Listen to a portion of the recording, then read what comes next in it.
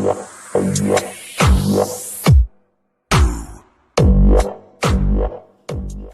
friends, this is DMC and this is my quick review of M&S.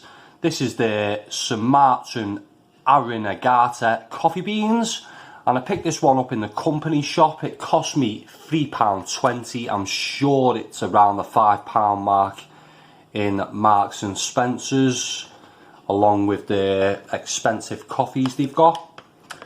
So let's take a look at the bag. It's one of those plain packs with the little information thing on the stuck onto the bag. So yeah, the bag is pretty plain. You take a look. It just says M&S Food Collection. It's got the best before date on there, which is September 2022, which is probably why it ended up in the company shop, because it has got quite a short best before date. So let's take a look at the information on the pack. Actually, before we start, it's got a nice little resealer on the top there, but to get the bag open, you've got to actually go so close to the clip that's on the top that you cannot actually reseal it again. So maybe that's another reason. Maybe there was a slight error in production, and that's why they ended up in the company shop. So here we go. It says it's a single origin Sumatran Arinagata coffee beans, 100% Arabica, strength medium. It's a number 3. Tasting notes are dark fruits, dark chocolate and warm spice with a sweet honey finish. Variety is Tim Tim. I don't know who he is. And the region is Aceh district. So the growing notes there: the Arinagata cooperative in northern Sumatra works with 12,000 smallholders in 40 villages around Takengon and Lake Laut-Tawar to create this exceptional coffee. Coffee cherries are pulped and fermented overnight before being washed and part dried in the sun. To finish, the coffee is hulled, then fully dried, resulting in a rich, deep blue-green colour unique to Indonesian coffees.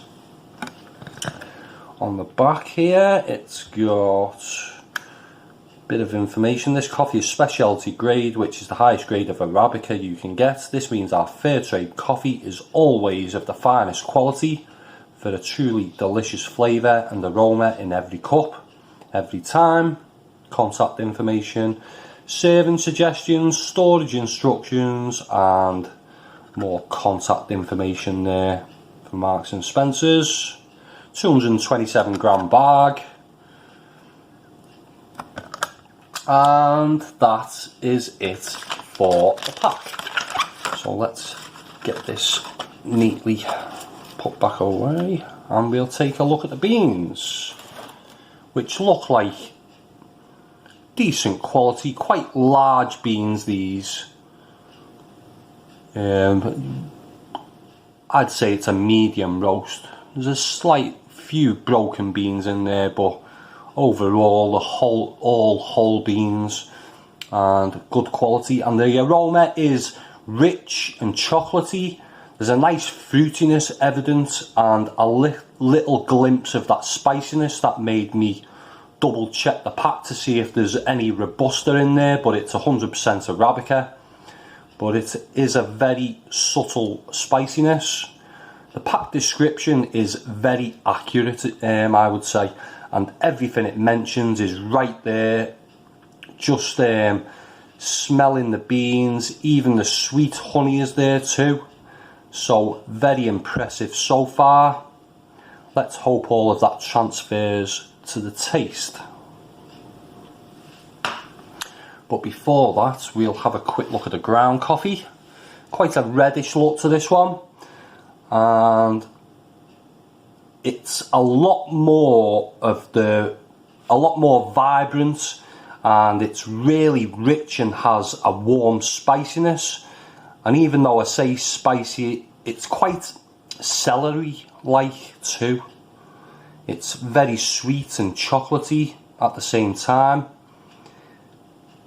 It's not quite roaster quality, but is a lot better than the usual supermarket fodder, I would say.